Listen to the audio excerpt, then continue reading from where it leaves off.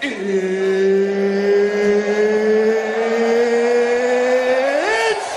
time!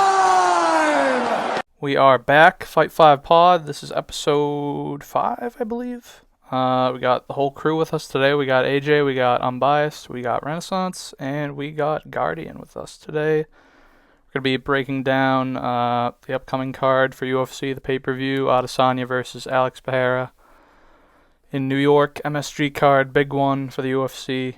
We're going to be skipping a few fights. We're going to be starting right before the regular prelims. We got Ottoman Azatar versus Matt Frivola. I'll give this one to Renaissance if you want to start it off for us. First of all, this is a great card. Back-to-back great cards after some fucking ass fight night cards. But first of all, it's a really good card. This is our last fight of the early prelims. Matt Frivola versus Ottoman Azatar. I think it's a pretty easy pick. I have to go to it. Azatar. He has great knockout power, but from what he has shown, he has 2 first-round finishes. From what I've seen, pretty good fighter. I'm not seeing that much of his skill set, but I can't say Matt Frivola is that good to actually test him. So that's why I gotta go with Ottoman. Yeah, he's definitely a stud, 13-0. Guardian, what do you think about this one? Like Renaissance said, it's a great card. It's a half decent one. At best, it's not been like any of these fucking crappy shit fight night main events headlined by possibly the worst headliners you could probably ever get. I know a few of them have been decent, like Qatar and Allen, but we ain't here to talk about that. Ottoman Zaita, Matt Frivola. I'm gonna go with Renaissance here. I'm gonna pick Ottoman Zaita here by KO. Matt Frivola's got some decent grappling. I wouldn't call him fantastic. It could be potentially enough to give Zaita problems, but Zaita's been undefeated for quite a while. His last fight was meant to be at UFC 254 in Abu Dhabi when Khabib got Justin Gaethje, but he got suspended for apparently sneaking potatoes into a hotel, which many say he could be potentially on roids, but that's the discussion for later. I'm going to pick Ottoman Zaita by KO in the second round. Why not? Alrighty. Unbiased, you going to keep this train rolling with Zaita or no? Yeah, I'm picking Otman as Itar. I'm also going to take him by KO, probably in the first round. The thing is, like, Matt Frivola, it's not even like he has some crazy chin. Like, 2 out of 3 of his losses were by KO or TKO. And considering Azaitar has 10 wins by KO or TKO out of his 13 wins, I have no reason to think why he wouldn't be able to do that to Matt Frivola. The thing that does scare me is he's coming off of a pretty long layoff. Like, his last fight was September 12th of 2022. But either way, I don't think it's going to make that big of a difference. I don't think it's going to affect him that much. Like, I mean, he's 13-0. I just don't see Matt Frivola being the man to give him a loss. Yeah, for sure. AJ, who are you going with for this fight? Yeah, I'm following everyone. Otman, this guy is a fucking beast. He is an absolute beast, and nothing against Frivola. I just don't think he's got, I don't think he's capable of stopping Otman, and I'm going to keep it going 4-0, all for Otman. Yeah, I'm also going to have to go with him. It just seems kind of obvious, although the odds are actually pretty close to each other. I think, Renaissance, you were saying that he's an underdog on UFC.com, which is weird. But nonetheless, I'm going to be moving on to the next fight. First fight of the regular prelims, we have Andre Petroski versus Wellington Turman. This is a pretty fun fight. Andre Petroski, former tough alum. Guardian, what do you think about this fight? I'm going to pick Andre Petroski here. Wellington Turman, I know he's on a bit of a 2-fight win streak, but I don't consider him to be special in any way. I know his last victory was against Misha Serkinov, who in his own right hasn't really been doing too well either. And if I'm not mistaken, before those 2 wins, he was on a massive losing streak. Well, okay, 2 losing streaks, but the way he lost those fights were by vicious first round KO. It was brutal. I don't think he has that good of a chin. Now, I wouldn't say Andre Petroski is a good enough striker to maybe get the KO. He's more of a grappler, I'd say. I think he's gonna cruise his. I think he's gonna get a TKO in the third round. I think he's gonna out grapple Wellington Turman, who can show off submission of threats like he did against Serkinov. But I think Andre Petrosi's just gonna maul him, take him down, smother him, and I think he's gonna get a TKO in the third round because I don't think Wellington Turman's that tough, and I think he's just gonna crumble. That's just how I think it's gonna go. Interesting. Unbiased. Are you going with Petrosky on this one, or are you going for Terman? Yeah, man, I love Andre Petroski, but the one thing I gotta realize is every time I love a fighter, they end up losing. I'm still gonna pick Andre Petroski. I'm hoping he breaks the curse, but man, every single time I like a fighter, they end up losing. But yeah, going into the actual breakdown, kind of like Guardian said, Petroski's a really good grappler. Like he had a grappling match actually against Phil Hawes, and he won a decision. So that just proves it, because Phil Hawes is a very good wrestler, a very good grappler as well. And also, like Guardian said, like I could see Wellington Turman throwing up submission attempts, but I don't see him being successful on any of them. And Wellington Turman, just in my opinion, isn't that good of a fighter either. Like his last 2 wins are, just like Guardian said, a submission win over Misha Serkinov, who's not doing very good lately, and a split decision to Sam Alvey, who was on like an 8 or 9 fight losing streak. Then before that, he lost to guys like Bruno Silva, who isn't bad, and Andrew Sanchez. They were both by KO. Like, either way, no matter how he gets it done, I'm very confident that Petrosky is going to be the winner. Yeah, I agree with that 100%. AJ, you going to be riding with Petrosky as well? Yeah, well, like everyone said so far, Petrosky is a very, very good grappler. We know this. Turman, yeah, 2 fight, but exactly like Guardian said, and unbiased, Serkinov, yeah, he's not having the greatest time. Split decision win against Sam Alvey. Is that really a win at this point? And I think Petrosky will win this fight. But after hearing unbiased likes Petrosky, I think I'm probably going to take Turman by first round knockout. Whoa. What development we have here. Wow. Renaissance, who are you taking on this one? You going to take Terman too? As much as I like to see Sean Brady's team, somebody from Daniel Gracie's team lose. Uh, First of all, I would say that both of these fighters are coming off poorly aged wins. If you talk about the fight with Misha Serkinov that Wellington Turman had, he was getting beat up in that fight until he locked up that submission. Misha Serkinov wanted to win that fight. He was like ground and pounding him to death until he locked up that submission. Well, you look at Andre Petrosky. He's coming off that win over Nick Maximov, who's on a 2-5 losing streak himself and is probably out of the UFC. I saw somewhere that he's not in the UFC anymore. But talk about what I want to see. Me and AJ are always like, I have the same opinion. I want to see fucking Andre Petrosky get knocked the fuck out. So my pick is, bro, I gotta look about it, bro. Wellington Turman, first round KO. That's what I gotta go with, bro. Easy. Let's go. Let's go. Man. Oh god. I'm gonna go with Petrosky. I'm gonna bring it back. 3-2 Petrosky. I'm gonna take him. All right. Nonetheless, all jokes aside, we're gonna be moving up. We got a women's bout at flyweight. We got Erin Blanchfield versus the hype train herself, Molly McCann. I'm gonna pass this one right off to AJ because I know he's got some thoughts on this one.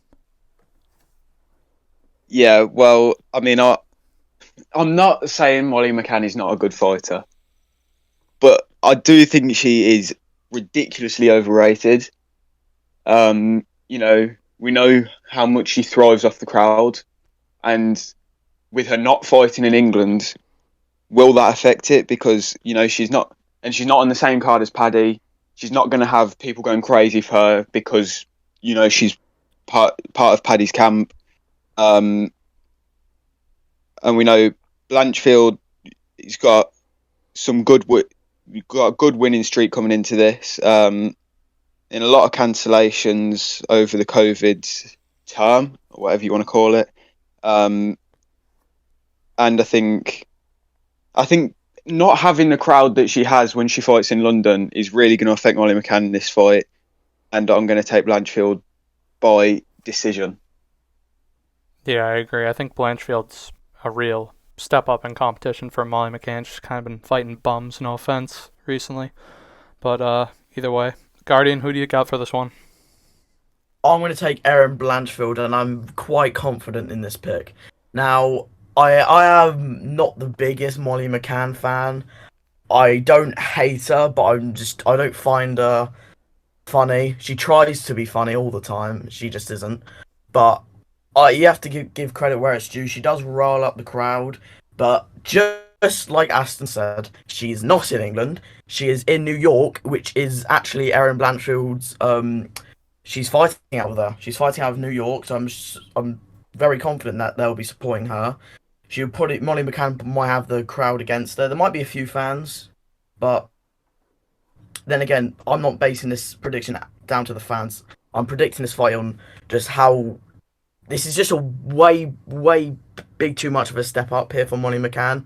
Like if you look at her 3 win streaks here, Yeon Kim, like I not ranked.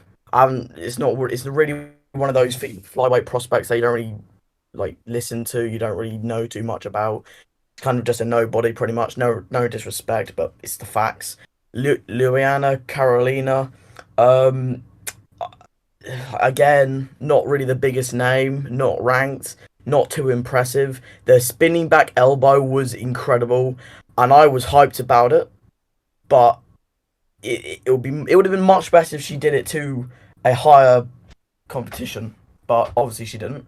Then you have Hannah Goldie, who is mid decently okay, but I wouldn't call that like a great win whatsoever. But then you look straight away to Erin Blanchfield, JJ Aldridge, Miranda Maverick. Miranda Maverick, I would consider this win better than any single win that Molly McCann's ever got in her entire career. Like, and I think that's just solid evidence. That is by far the best win in Erin Blanchfield's career, and I think she's just going to out-grapple her over 3 rounds. Molly McCann does have a threat with the power and the strikes, but I just see Erin Blanchfield taking her down, getting her tired, because I think Molly McCann, she might be explosive for a round, but how explosive can she be over 3 rounds by just getting out-grappled? I don't see her getting the knockout. She could make stuff interesting, but I think Erin Blanchfield's good enough with the grappling to just hold her down, keep her down, good ground and pound, and maybe even get a late submission, but I'll take a decision for Blanchfield. Good points there for sure. Renaissance, who are you taking for this one? Yo, so Molly McCann, the fucking can crusher. I fucking despise this fucking bitch. I hope Aaron Brownstreet fucking caves her fucking fake ass teeth inside, bro. Like, I don't know why fucking all these people, all these fans treat Molly McCann like she's still a prospect. Like, she's been in the UFC since 2018, and she's always lost to every good fighter she's faced.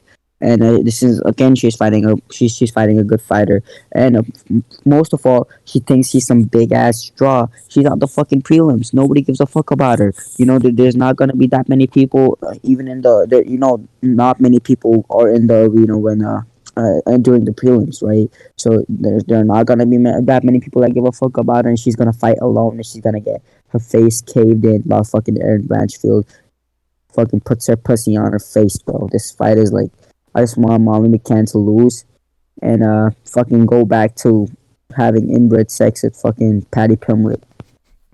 Wow. She's lesbian, by the way.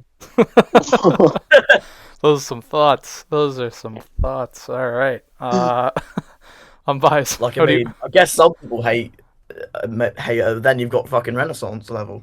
Yeah, there's levels to this game, and Renaissance proves that every single time we do this. Uh, Nonetheless, I'm biased. Who you got for this one? Man, I don't know how to follow up on that. That was a breakdown and a half. That's one of the best fight breakdowns I've ever heard in my life. But either way, I'm riding the Aaron Blanchfield train, just like every single other person on this podcast is. Like, I don't know why the UFC made this fight, because the thing is with Molly McCann, like, I don't find her that good, but people liked her. Like, at least she had a little bit of hype. It wasn't very deserved, but she still at least had hype.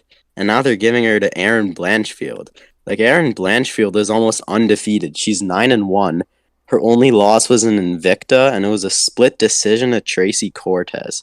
Like, yeah, and then she's beaten like JJ Aldrich and Miranda Maverick. She's a very good fighter. Like, this was, in my opinion, a really stupid decision by the UFC. I see Aaron Blanchfield winning a decision, but a very dominant decision. Like, she's gonna cave her face, and it's not gonna be close.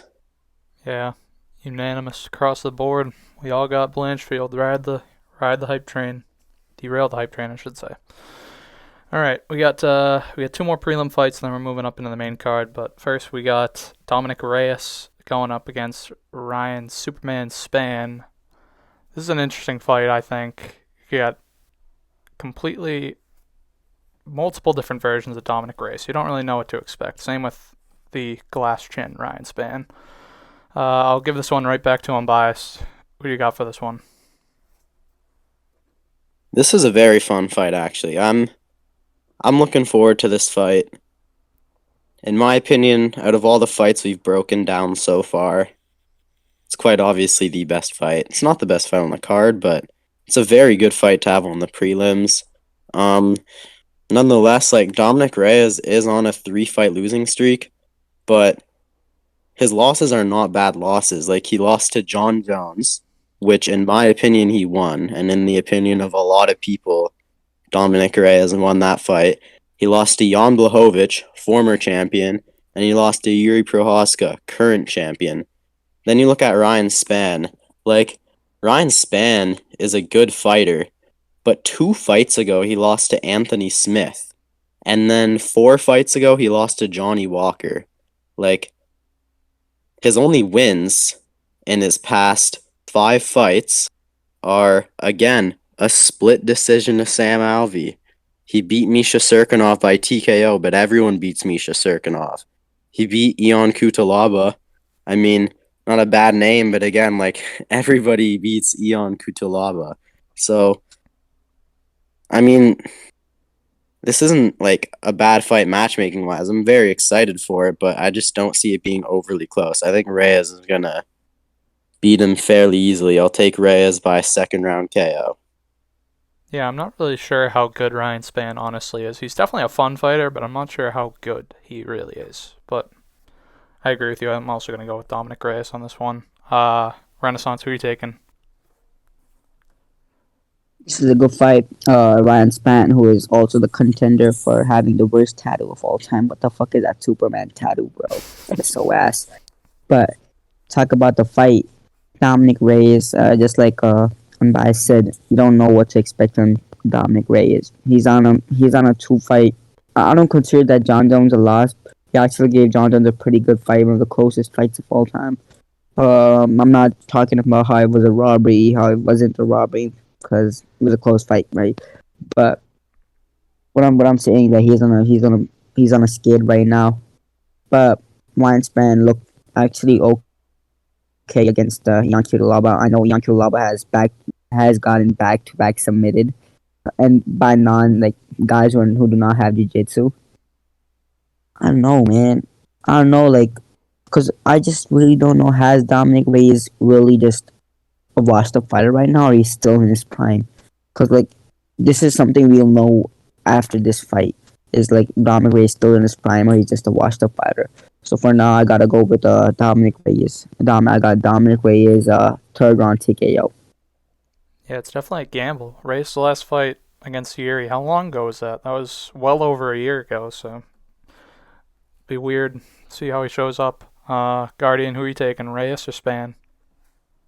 I'm taking Reyes, but I am worried for him because although many people like to say yes, his three losses were to arguably the best in the division right now, the champion, the former champion, and another former champion in John Jones, who realistically no one has been able to beat convincingly. Um, and the reason why I'm worried for him is because those losses, especially his last two ones, he took a insane amount of damage. The Jan Blachowicz fight, he was losing quite comfortably. Then you have the Yuri Prohaska fight. He was getting beaten the shit out of. Yes, he had his moments where he rocked Yuri. It was back and forth, but he was still taking heavy shots, big shots, and then obviously the KO. He went out cold, face plant. You can see the fucking fat ass sticking out to the crowd. They had a good look at that shit. And the reason why I'm worried is because Ryan Spann has KO power, kind of. He can hit. He does hit hard, and he did KO Misha Serkinov, which even from Wellington Terman, that was a shit fucking win, whatever. But I think I'm worried for him. Ryan Spann's got some decent submission skills. I don't think he's going to get a submission. I think his only way of winning this fight is just blitzing Reyes and getting a KO because of the damage and the layoff. But I think Reyes is going to tag that glass chin, and I think he's going to put him to sleep in the second round with a head kick. All right. AJ, you gonna go with Span or you gonna go with Reyes here? I've got Reyes here. So I'm just looking here now at Span. So, I'm going to say it again. Sam Alvey split decision. Is that a win? Not really. It's probably going to get clip put on TikTok. Sam Alvey react, whatever. Loss by knockout to Johnny Walker. I mean, that's just glass chin versus glass chin. That's going to happen. Lost to Anthony Smith. Yeah, another name. But it's not really a loss that you're going to want to be carrying around for the rest of your career. Beating Kutalaba. A lot of people beat Kutalaba, like Unbiased said. And Reyes, his losses was to, probably the three best in the division. Did we see a very poor John Jones on that night? Yes, I think we did.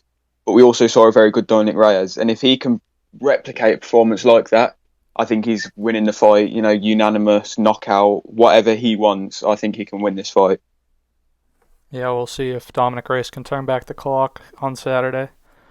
Now we got the featured prelim. We got a lightweight bout. We got Hanato Moicano versus Brad Riddell. This is an interesting fight. I'll give this right back to AJ. Who are you gonna take for this one? This one I think's a very interesting fight. Because Moicano, he's got losses on his record, but when you look at them, they're all to very top competition. RDA loss, unanimous decision. That's very credible name to lose to. That you're not going to lose anything for losing to RDA. Fiziev, we all know how good Fiziev is. Aldo, I mean, we're going back years ago now. This is, back when Aldo was, I wouldn't say his prime, because obviously he had the title run, when he defended his title. But this was a very good Aldo. A loss to T-City, again, T-City. But you look at his wins. Jai Herbert. I mean, yeah, I love Jai Herbert, but is he really anything special to be carrying around on your record like that? Probably not. Brad Riddell, lost to Jalen Turner. Jalen Turner he's carrying a lot of hype with him now, and I know Renaissance has opinions on that, but he's carrying a lot of hype with him. You cannot deny that. A loss to Fiziev, again, very, very good fighter. Um, but MMA math does not work, and I just think that Riddell is the better fighter, and I think he's going to win this fight, and I think he's going to do it by knockout in the second round. Alrighty. Alrighty. Brad Riddell by KO. I'm biased. You want to take this one?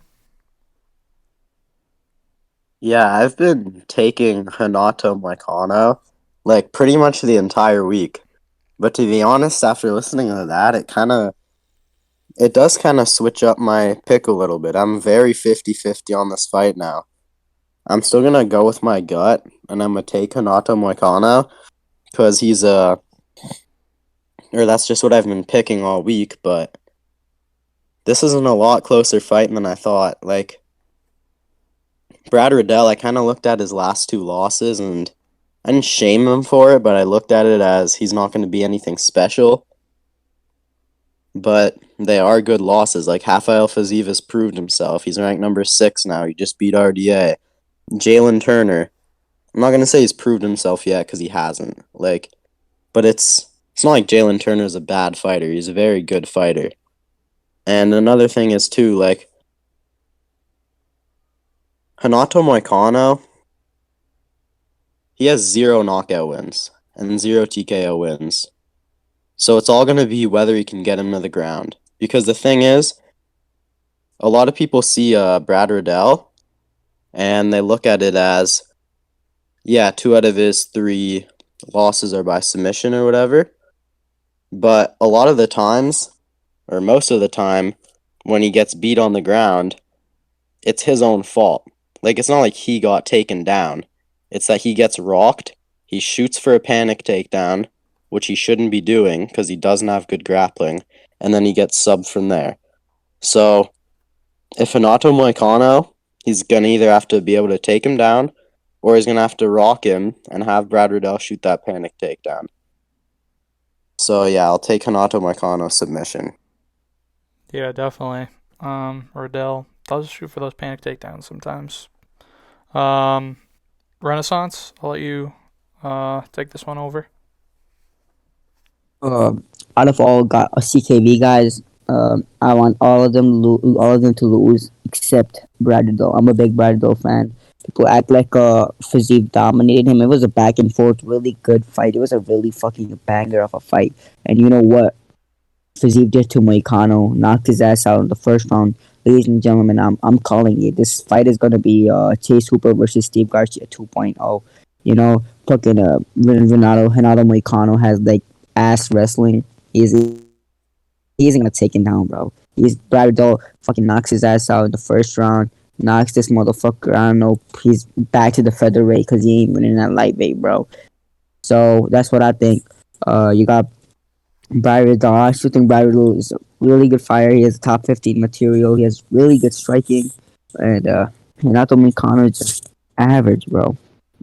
Average. And like people are saying he shoots for panic takedowns. I heard in his interview first, so he did shoot for a panic takedown against John Turner. What happened was John Turner had that body shot, right? So what it did was it turned his whole body, it turned his whole body off, and he was like, I'm not just gonna get KO'd with the body shots. He's like, I'll just rather shoot a takedown, and he got submitted. So I've probably that is a panic takedown. I'm stupid. Guardian, who you gonna go with Brad Riddell also, or you gonna go with Moicano here? Originally, I did have Moicano when his fight originally got announced, but over the past few weeks, I've really been thinking about this. I think Brad Riddell's going to get the job done. I don't see a finish from either man. I think Brad Riddell's just going to cruise himself a bit of a decision. I do think there could be moments where Moicano gets him in danger. Whether you think he panic takedowns or not, Brad Riddell, I think there's going to be a moment where Moicano might be able to oppose a threat with the submissions and the grappling. But I think Brad Riddell's good enough to avoid everything in Moicano's game.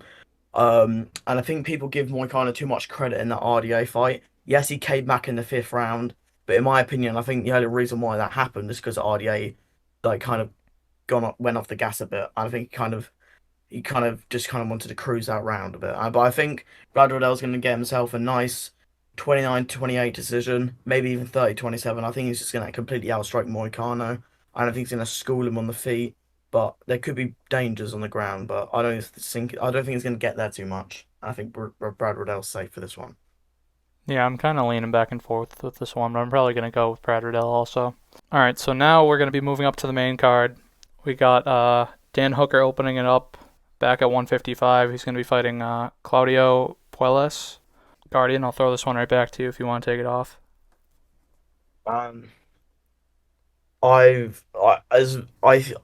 This fight, I'm very like torn now. Many people think Dan Hooker's gonna lose. Many think he's gonna win. Claudio Puelles has been looking fairly okay in his career so far. He was the first person to beat Jordan Levitt, who I wouldn't say is the greatest fighter on planet Earth. Chris Guttersmacher, I don't think he's that good either. Clay Guida in a submission in the first round. That's a decent win to have outside the rankings. But then you look at Dan Hooker, and the only people he's really lost to is Dustin Poirier, Michael Chandler, Islam Makhachev, Arnold Allen. Like the people he's losing to aren't bad fighters, and I think people are looking at that too much. And then his next fight is Claudio Puelles, and kind of the last time this happened was against Nasrat Haqparast. People were kind of thinking, "Oh, is Dan Hooker going to get KO'd? Is he going to lose this one?" But he easily beat him, and I think Dan Hooker can beat this level of opponent or Claudio Puelles. I am intrigued in this matchup because Claudio Puelles has got decent grappling, but I think Dan Hooker's strong. I think he's good on the feet, and I think he's going to get a KO in the first round by knee. Yeah, I hope so. That would be nice. Get a little vintage Dan Hooker. That would be very, very nice. Definitely rooting for Hooker. Not sure if he's going to win, but we'll see. I'm biased. You going to go with Hooker on this one, or you going to go for Claudio Puelles? I'm taking Dan Hooker for very similar reasons to what Guardian said. It's basically just like you look at Dan Hooker's resume, and in his past 5 fights, okay, yeah, he's 1-4. But just like Guardian said, like he lost to Poirier, Chandler, Makhachev on like 2 weeks' notice, and Arnold Allen at featherweight. So it wasn't even at his regular respective weight class. And then you look at Claudio Puelles, he's on a win streak. It's like 5 or 6 fights or something like that. But he hasn't beaten anyone insanely notable. Like when Clay Guida is your best win, I don't think seeing that Clay Guida is his best win, that's not enough for me to want to pick him over Dan Hooker. Because Dan Hooker has good grappling too. I think he's going to be able to avoid the submission threats from Puelles if the fight even goes there. And the only thing that scares me about Hooker on his sort of 1-4 fight skid is that he did take a lot of damage. Like he got TKO'd by Arnold Allen. He got pretty brutally TKO'd by Michael Chandler. And he was in an absolute war with Dustin Poirier. But I honestly don't think it's going to have too big of an effect on him. So, yeah, I'll take Dan Hooker by second round KO. TKO, actually. TKO. I hope he gets a KO. That'd be nice. AJ, you got thoughts on this fight? Yeah, so I think Dan Hooker is massively disrespected. You know, like Unbiased said, yes, he's 4-1, but look at who he's lost to. Puelles has not faced anyone of that sort of competition. You know, who has he faced? You know, Clay Guida is it's a good win, but it's not the level that Dan Hooker's fought. This is a huge step up in competition. Win over Jordan Levitt, really nothing special. I think Puelles has looked very, I don't want to say he's looked bad. He's looked very average. He doesn't look to me like he's going to cause a problem in the division. He looks very average to me, and for this reason, I think Dan Hooker has faced a better competition. He's the better fighter. I think he'll keep it on the feet, keep it standing, and I think he's going to win by either UD or knockout, wherever that may come. All right. Renaissance, you gonna go with Hooker too on this one? I don't really like this fight, to be honest. Cause I think this fight, because like if Hooker loses, he loses his top 15 rank to a guy who's not that good, who cannot beat actually anybody in the top 15. Imagine Claudio Puella's in the top 15. Who the fuck is that? Like, this fight should have been Hooker versus Guram. Guram would have fucked Hooker up, and or Hooker versus Ferguson. That would have been an insane fight. That would have been a really good fight. But Ferguson is in fucking Harvard, fucking business school. He's getting that knowledge. But so if you talk about this fight, the only problem I have with Hooker in his all fights is his defense. He has one of the worst defense in MMA. He takes straight shots. Like he has one of the like. Look what Arnold did to him. If he had like basic defense, he would have able to get out of the fight and actually beat Arnold, because Arnold would probably gas out in the second or third round because of the output, right? So, and if you talk about Claudio Puelles, he has that submission threat, but I've never seen I've only seen somebody submit Dan Hooker like Islam Makhachev. He forced that submission on him. It was like not like a transitional submission. Islam Makhachev took him down and forced that Kimura lock on him. So I don't see Claudio Puelles like forcing a submission on him because he doesn't have that Islam Makhachev type of strength. I got Hooker by kind of a like not a controversial close fight. 29-28 unanimous decision. All right, so we're all going for Hooker. All right. Hopefully, he can get the job done, turn it back around. All right, now we got Frankie Edgar in his so-called retirement fight. Apparently, he's going to be retiring, win or loss, against Chris Gutierrez. This is an interesting fight. Guardian, you got thoughts on this one? Yeah, I'm gonna pick Frankie Edgar here. Now there is dangers on the feet with Chris Gutierrez, but when you look at Frankie Edgar's losses, the Corey Sandhagen one, sorry, that one pretty much happened immediately. But then the Marlon Vera loss, I'd say he was winning that fight until Marlon put him away, and the Korean Zombie and the Max Holloway, those aren't bad losses, and he's been doing fairly well. As like many people think Pedro Munoz beat him, but he still showed up in that fight. And Chris Gutierrez hasn't really fought anyone on Frankie Edgar's level. I think he's just going to get out grappled here. I think it's going to be a nice little retirement fight for Frankie Edgar.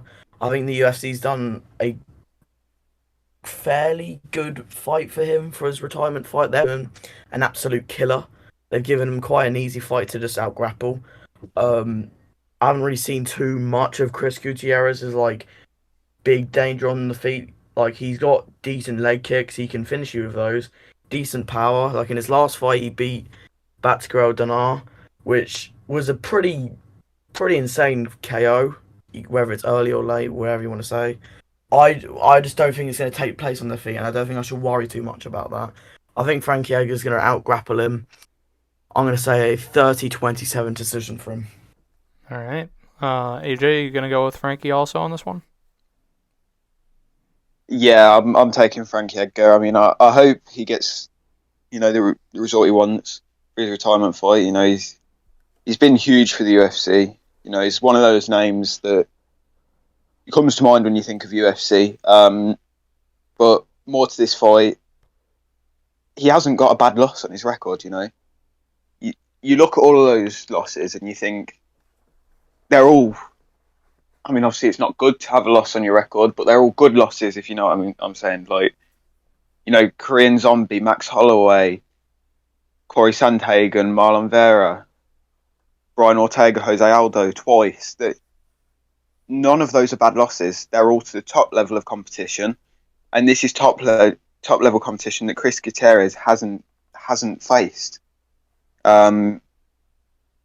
You know, he's coming in on like what 6-win streak. But do I think I just think the step is too much. And even though Edgar is right at the end of his career now and he claims this is his retirement fight, whether it will, who knows, I think the step up is too much at this point. And I think Edgar, like Guardian said, will probably out grapple him. Probably won't get the submission, I don't think, but I'll take him by decision. Just out grappling Chris Gutierrez all fight long. Alrighty. I'm biased. You're gonna roll with the rest of the crew here. You're gonna go with Frankie Edgar. Yeah, I'm also taking Frankie Edgar, and I really hope he gets the win too. I'm gonna be honest, like Frankie Edgar is one of those guys. He's been around so long. He's done so well in the UFC in his prime. Like he was so small. The fact that he was the lightweight champion is crazy to me with his size. But either way, like he's done so much for the UFC and so much inside of the UFC, I should say. He deserves to go out on a win. Like I don't want him to be remembered for his KO loss to Marlon Vera, his KO loss to Sandhagen, and then going out on a loss to Chris Gutierrez. That's just not how I want to see a legend of our sport retire. And I like this fight for him, to be honest. Like, I think it's going to be fairly close. I'm taking Edgar by decision, 29-28. But just like the others said, like, I think Edgar is going to be able to fairly easily out-grapple him. Like, Chris Gutierrez doesn't have the most notable takedown defense, and Frankie Edgar is a very good wrestler, so it's honestly just a matter of can he avoid the KO for 15 minutes. I think he can.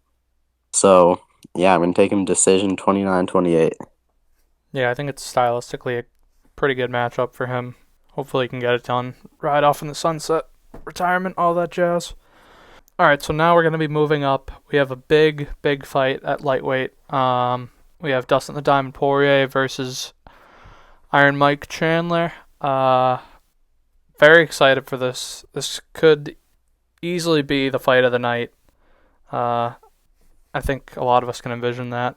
I'm biased. I'll just give it right back to you. Who you got for this one? Man, this fight is going to be amazing. Like, call me crazy, but I'm more excited for this fight than I was for Gaethje versus Chandler. I'm not saying it's going to definitely be better, but I just think it's a guaranteed barn burner. Like, in my opinion, it's going to be either a remake of Gaethje versus Chandler and just an absolute war until the decision, although I think Chandler will use more wrestling, or it's going to be a crazy finish.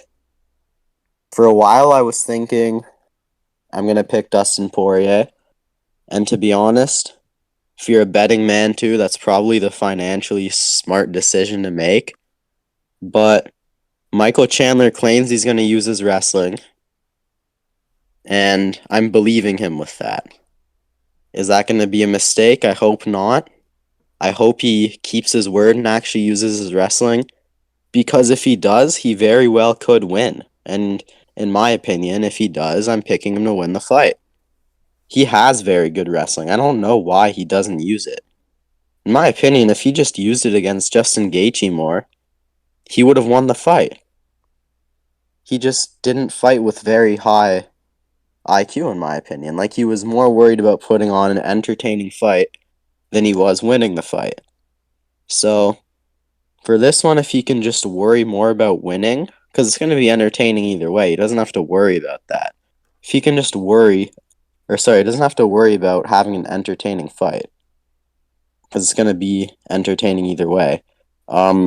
He just has to worry about winning. So if he can use his wrestling against Poirier, I'm going to take him to win. And another point that I have to make, I should say, is that this is a 3-round fight, which I also think will help out Michael Chandler, because he's a very explosive fighter, and it seems to be like the later the fight goes, the worse it gets for him.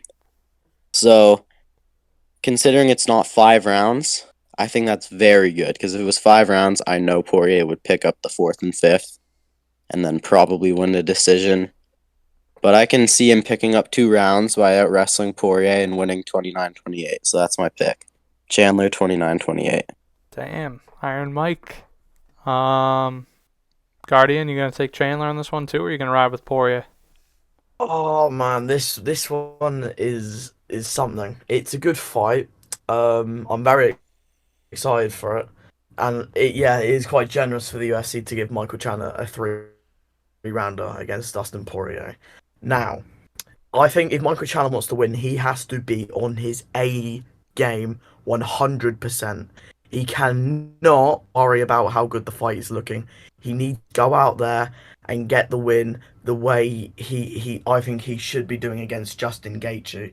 Like what Unbiased said, if he used his grappling more in that Gaethje fight and didn't really, because he kind of threw out that 3rd round, he kind of just stood there and just took shots, which I think was a very stupid decision because he nearly got KO'd.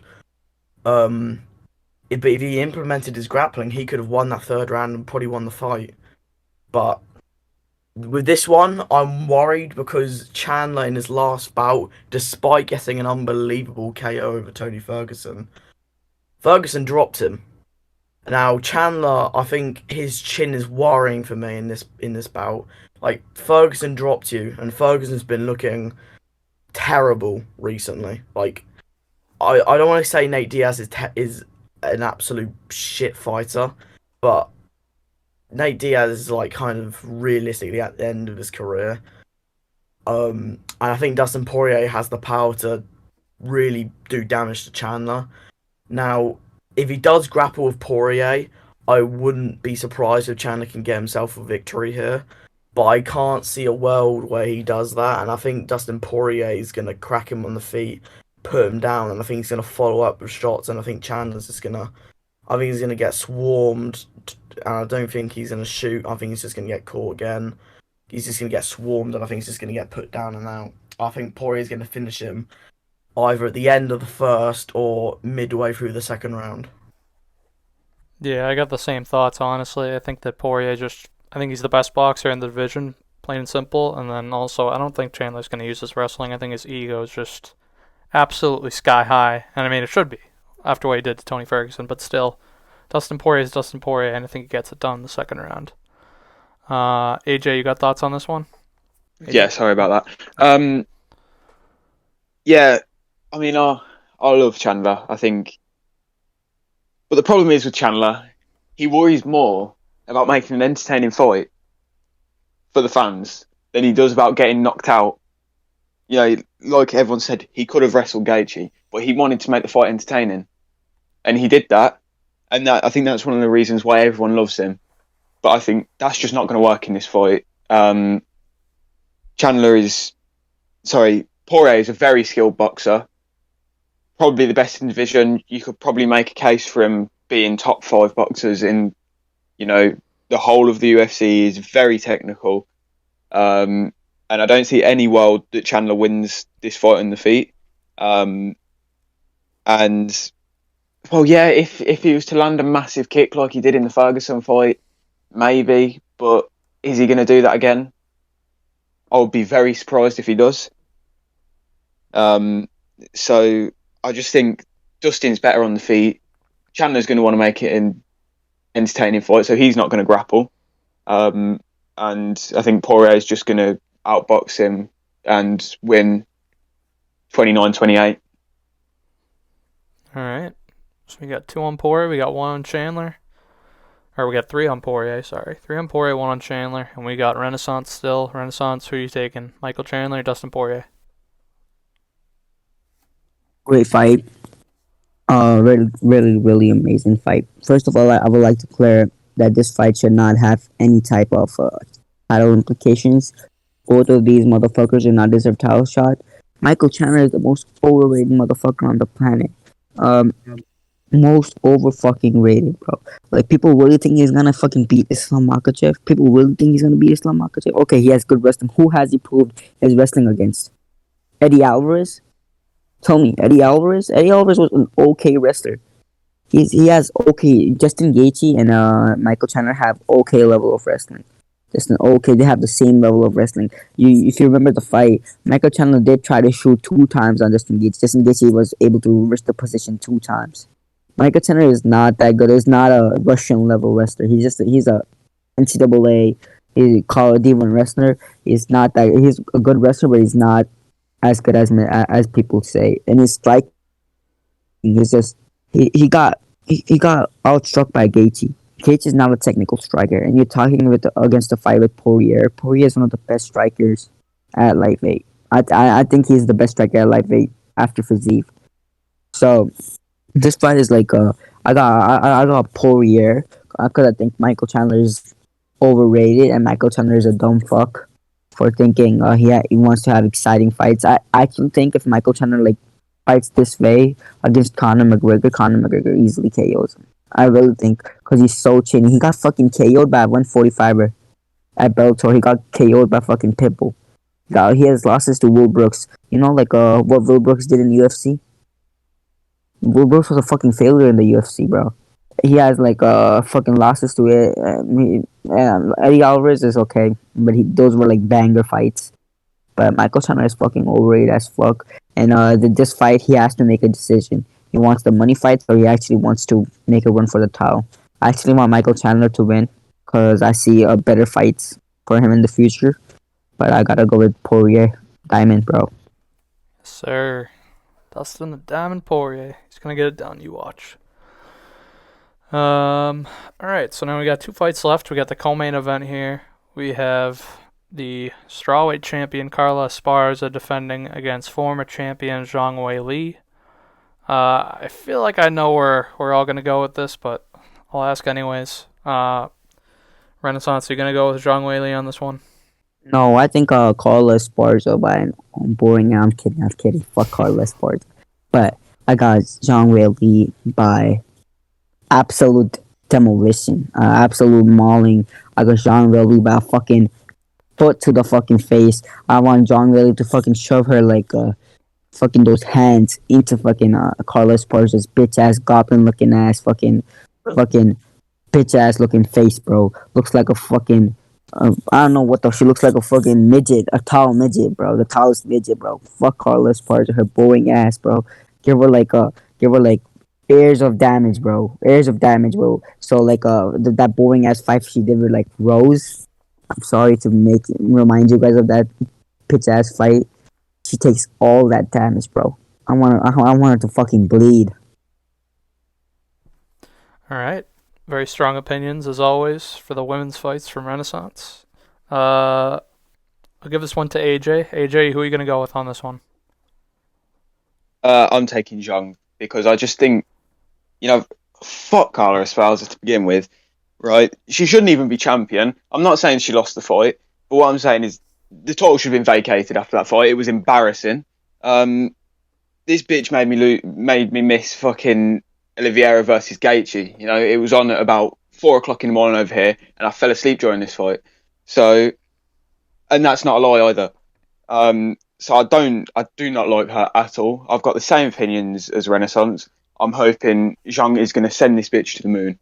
I hope she's knocked out straight away. I will love it. Zhang was. I liked her as a champion when she first was. Rose knocked her out. Yeah, whatever. But I think she's going to win the belt back, and I think she's going to keep it for quite a long time now. Yeah, hopefully she can get it done. I'm biased. You're gonna roll with Zhang Wei Li as well. Yeah, I think we all know where this is going, and I think we all know where everyone's picks are going. I'm obviously picking Zhang Wei Li. I mean, it's the smart decision to make. Out of everyone that I've talked to, I haven't heard a single person say Carla Esparza, but I hope she wins, just to make everyone mad. That would be so funny. Like, I don't even care if it's a snooze fest. I'm going to be cheering for Carla Esparza just so she can shut everyone up. It would be so funny to me if she won. I know she won't. Like, Zhang Weili is probably going to knock her out, and Renaissance and AJ will get their wishes. It's just what's going to happen. But I hope Carla Esparza wins, man. It would be so funny. I hope it's not another snooze fest. Then AJ might miss another main event. That would suck. Anyways, Guardian, you're gonna go with Zhang Weili as well, I assume. I know I'm biased, really, or someone wants Carla Esparza to win. I don't know how you can process that shit in your brain. Sorry, I'm biased, but if Carla Esparza wins, I'm going to be in a heavy depression. Especially if it's a snooze fest, because if that happens, then I'm going to be completely bumfucked by the UFC strawweight division, which I thought was my favorite female division. And if Carla wins, it's not immediately. I will be so fucking pissed off. I so I'll just be pissed off because Carla Esparza, to me, I just can't see her as the fucking champion.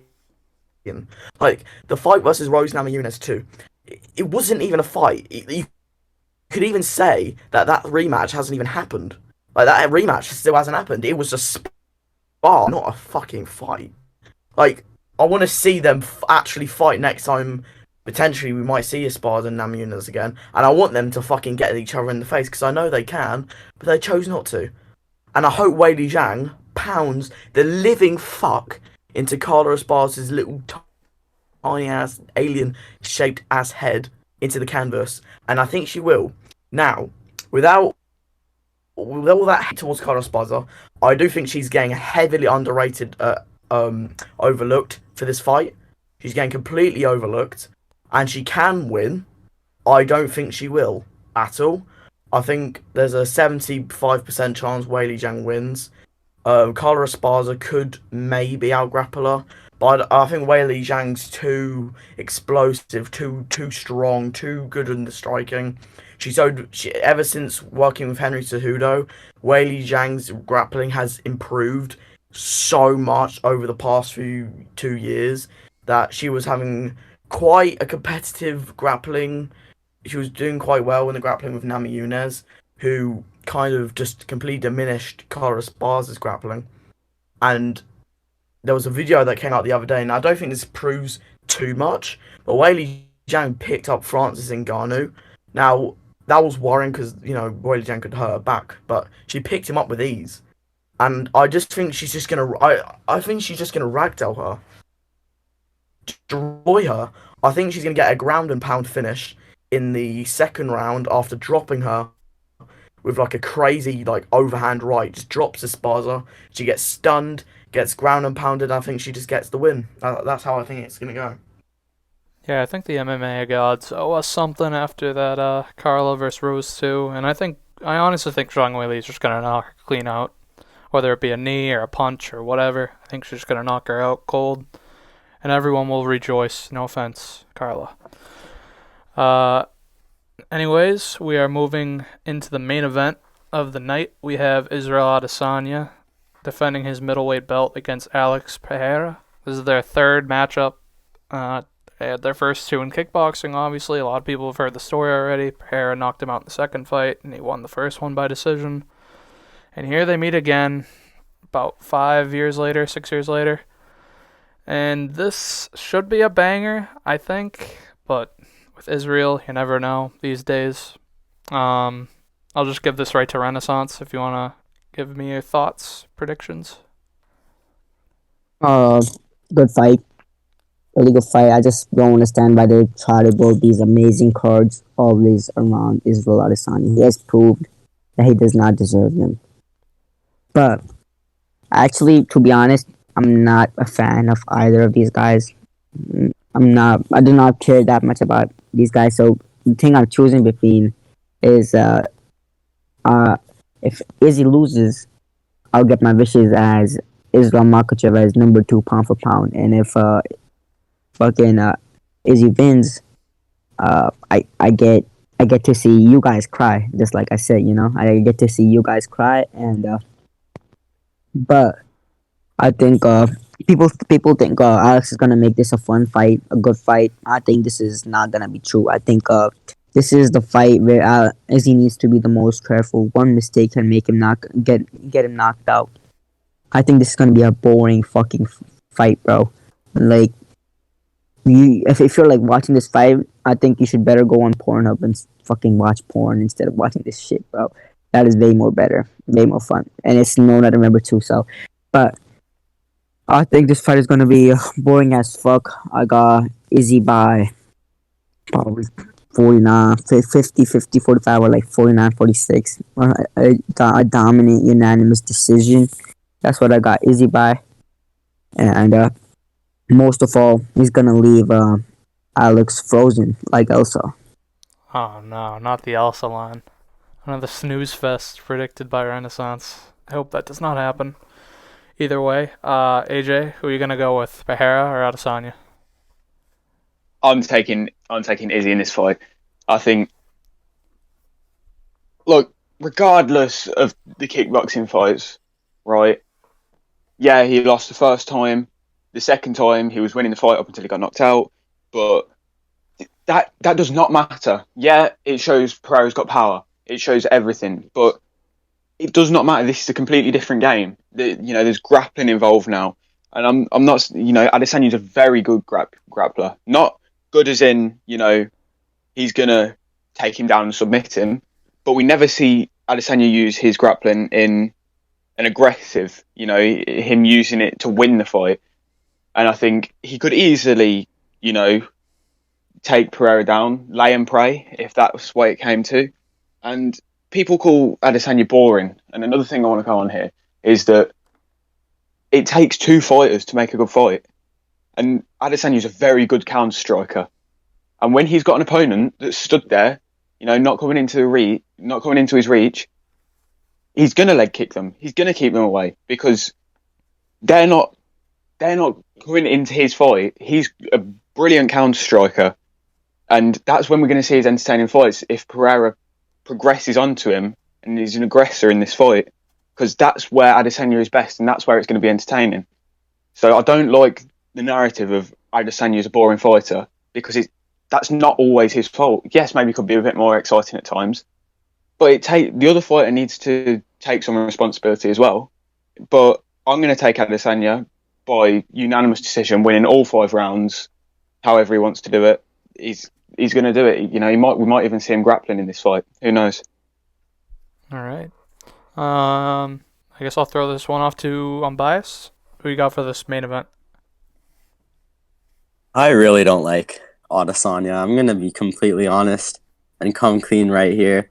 Like, he is boring. And I know we just heard AJ say that he doesn't like the narrative that Adesanya is boring because it takes 2 fighters to make a fight, which I completely agree with.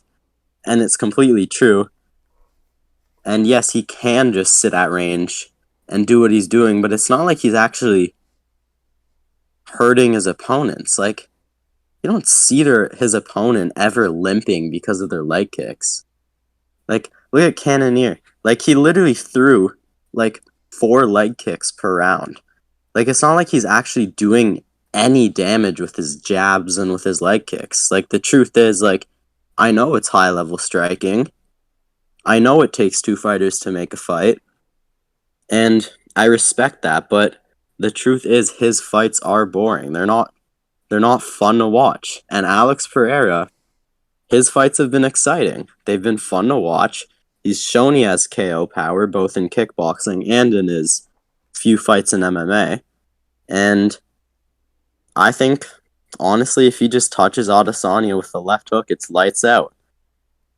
So, yeah, Pereira, I'm going to say, I know I've said this exact prediction a lot this video, but Pereira's 2nd round knockout. And another thing I wanted to point out, actually, that I just realized, is in our co-main and main event, we have Carla Esparza and Israel Adesanya. This is such a good card, but our main and co-main events, in my opinion, are going to deliver to be very good fights, but they have the possibilities to be complete snooze fests. Like, this co-main and main event can make or break the cards, so it's all about how those go. Yeah, it absolutely could. Absolutely could. And now we just have Guardian. Guardian, gonna go with Pereira. Left hook of doom or no? Oh man, My pick annoys me, not because I'm not a big fan of Adesanya. Nothing to do with that. I originally had Alex Pereira winning this fight throughout this entire time it's been announced, up until around the beginning of this week, when I saw a picture of Israel Adesanya with a gyno boob at the age of 33, which is not common at all. And last time he had that, he had the greatest performance in his entire career against, yet again, another big, scary Brazilian with big power, Paulo Costa, on the most remote islands in the world during a fucking lockdown. He had gyno, yes, and he hasn't really had it really too big since. And he has it again. Now, if he didn't have that gyno, I would be picking Alex Pereira because ever since those first two kickboxing matches with Adesanya, those were ages ago. Now, I don't think many people really mention this too much, but I've been watching Alex Pereira in the kickboxing scene. He's been beating very, very, very, very good kickboxers. And in his last kickboxing match, I believe was for the world title, he lost a decision which arguably he should have won. And I think that competition was where Israel Adesanya was never ever able to reach in kickboxing. He always lost in that level. And also Adesanya in his last few fights, he's been getting like out jabbed. Like Robert Whittaker with a very big reach disadvantage was out jabbing him. He was doing much better with more effective shots than Adesanya. Like, I think Whittaker won the rematch. Very close, though. Then you have Jared Cannonier. Now, that was a very dominant win from Adesanya. But Cannonier was landing left hooks. He was landing good shots on Adesanya. And I didn't think that was going to happen. But it happened. And I think right now, I think Alex Pereira is a better striker and kickboxer. But it is MMA. And Adesanya can inflict takedowns. But I think his ego's too big to do takedowns. I think in his mind he thinks he wants to try and outstrike this guy. Like, he wants to try and right the wrong. He wants to beat Alex Pereira the way I think he wants to beat him, and I think his ego's too big to grapple with him. Now, if he was smart, I think he should grapple with him. But then again, I don't think it's going to be too much of a difference anyway if he does grapple, because Adesanya's not used to that fighting style. Pereira has a very good teammate in Glover Teixeira, who's a very good wrestler, and he's probably been teaching Alex Pereira takedown defense ever since he's come to MMA. I think Adesanya's going to win because he has a titty. I think he's on roids. If he didn't, I think I'll pick Alex Pereira by KO in the second round. But just by seeing the steroid boob, I'm going to have to go with the person that is roided up to the fucking gills. Yeah, definitely a good point. That nobody brought up the fact that he might be on steroids and he might just do what he did to Paulo Costa. In my opinion, I'm going to be taking Alex Pereira, left hook of doom, similar to what Unbiased was saying. I think he's gonna do it. Whenever he fights guys that has similar reach to him, like you go to that Jan Blachowicz fight, he lost that. He was getting pieced up, he was getting touched up, and I think Pereira's power is just going to translate, and I think he's just going to knock him out. I think he's going to do what he wants to do. He's going to finish it. End the night off with a bang. Okay, so now we have the whole card wrapped up. I think we're done here. Our next episode should be a recap of this card. We'll be recording it on Sunday. Hopefully it'll be up on Monday or Tuesday. And yeah, that's it. Like, comment, subscribe. Peace out.